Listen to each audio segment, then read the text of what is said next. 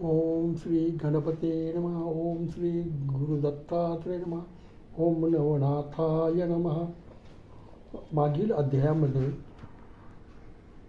हत्तीच्या कानातून कानिफनाथांचा जन्म ही कथा पाहिली.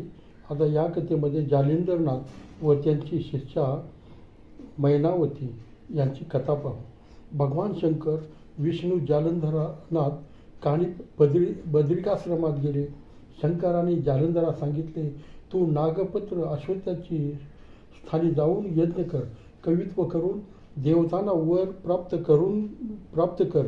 वेद विद्येत मंत्र अस्त्रविद्या यांचा प्रभाव कलियुगात पडणार नाही. साबरीतून 100 कोटी कविता पाहिजे त्या सर्व 9 नाथांनी कराव्यात. त्याप्रमाणे जारण मारण उच्चाटन या विषयावरील कविता कराव्यात.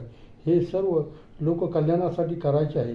कानिफनाथाचा सामर्थ्यवान बनवण्यासाठी त्याला तपश्चर्येला बस लावावे. जालिंदराने हे सर्व मान्य केले. मग जालिंदर व कानिफनाथ हे दोघे 12 वर्षे तेथे राहून 40 कोटी 20 लक्ष कविता तयार केल्या. त्या पाहून शंकर प्रसन्न झाले. त्यांच्या आदेशानुसार ते दोघे नाग अश्वत्थाखाली प्रयोगसिद्ध करण्यासाठी गेले. तेथे हवन करून प्रयोग सिद्ध करून घेतले. सूर्यकुंडात पाणी आणून 52 वीरांवर ते शिपडून त्यांना प्रसन्न करून घेतले. हे सर्व उरकून ते बद्रिकाश्रमात आले. जालिंदराने कानिफास तपश्चर्येला बसवले व तो स्वतः तीर्थयात्रेला गेला. तेथे घनदाट अरण्यात जवळच गोरक्षनाथही तपश्चर्येला बसला होता, परंतु परस्परांचा परिचय नव्हता.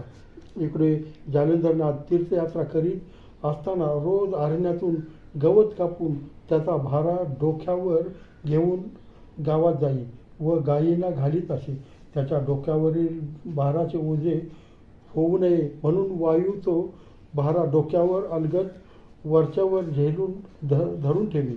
अशा तऱ्हेने गवताचा भारा डोक्यावर घेऊन फिरत गौड बंगाल देशातील हेलपट्टण गावात पोचला.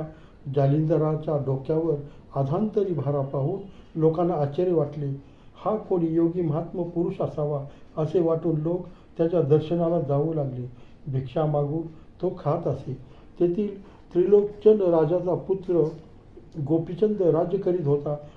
मधनासारखे त्याचे रूप लावण्य आणि कुबेरासारखे ऐश्वर्य होते. त्याची आई मैनावती फार श्रद्धावान भाविक सद्गुणी होती. एके दिवशी राजमहालाच्या गच्चीवरून तिने रस्त्यावरून जाणाऱ्या जालिंदरांना पाहिले. डोक्यावर अधांतरी भारा वाहून तिला नवल वाटले. हा निश्चितच कोणी सिद्ध पुरुष आहे. याचा गुरु करून आपल्या जन्माचे सार्थक करून घ्यावे असे तिला वाटले. तिने आपल्या विश्वासातील चतुर दासीला बोलावून सांगितले की कोणालाही संशय येणार नाही इतक्या सावधपणाने हा योगी कोठे राहतो याचा नेमका शोध घ्यायचा आहे, कारण त्याचा अनुग्रह घेतला तर जन्माचे सार्थक होईल हे सांगितले. नंतर मैनावतीच्या सांगण्यावरून दासी त्या दोघांच्या पाठोपाठ सावधतेने गेली. एका घाणेरड्या परंतु एकांताची जागा पाहून जालिंदर तेथे वस्तीस राहिले. ते ठिकाण दासीने मैनावती राणीला सांगितले. दुसऱ्या दिवशी मध्यरात्री भरपूर फळे दासीसह ती जालिंदरनाथांच्या भेटीसाठी गेली. तेव्हा जालिंदरनाथ ध्यानस्थ बसला होता. राणी व दासी विनयाने हात जोडून उभ्या राहिल्या. मैनावती राणीने त्यांची स्तुती गायली, परंतु जालिंदरनाथांनी त्यांची दखल घेतली नाही. उलट त्याचा तिरस्कार करून अपशब्द बोलून त्यांना घालवून दिले. परंतु राणीने धीर सोडला नाही. जालिंदरनाथाची कृपा संपादन करायची असा तिने निश्चय केला होता. त्याप्रमाणे ती रोज नियमितपणे जात होती.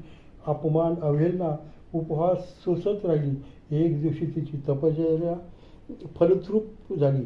तिच्या भक्तीवर निष्ठेवर प्रसन्न होऊन जालिंदरनाथाने तिची चौकशी केली. ती म्हणाली, योगीराज, मी त्रिलोचन राजाची पत्नी व गोपीचंद राजाची माता आहे. मला या जन्ममृत्यूच्या फेऱ्यातून मुक्त करा. जन्ममृत्यूचे बंधन फार चिवट आहे. ते माझ्यासारख्या पिशाच्याकडून तुटणार नाही. तू येथे क्षणभर थांबू नकोस. तुझ्या पुत्राने पाहिले तर अनर्थ होईल. मैनावतीला अखंड तळमळ लागली. एके दिवशी अंधार पडल्यावर मैनावती जालिंदनाथाच्या दर्शनाला गेली. ती आलेली पाहून जालिंदराने मायेने एक भुंगा निर्माण केला व आपली गाढ झोपेचे सोंग घेऊन पडला. मैनावतीने नेहमीप्रमाणे गुरुची सेवा म्हणून जालिंदराचे पाय चेपण्यास सुरुवात केली.